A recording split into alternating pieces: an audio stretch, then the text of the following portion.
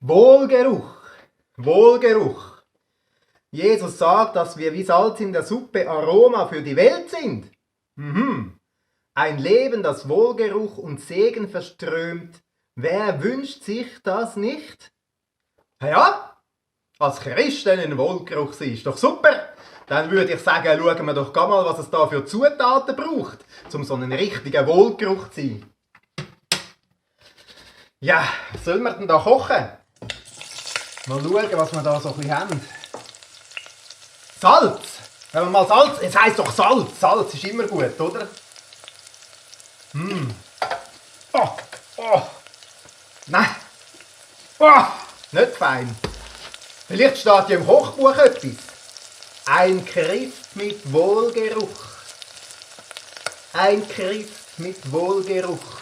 Hat's nicht. Hat's nie nicht. Hat's wirklich nicht. Ja, was sollen wir denn machen? Die Bibel. In der Bibel heisst doch sicher ein paar gute Sachen, wie dass man Wohlgeruch sein kann. Ja, schauen wir mal in der Bibel, was da ist. Lesen. Rein tun. Komm, wir tun das Zeug rein.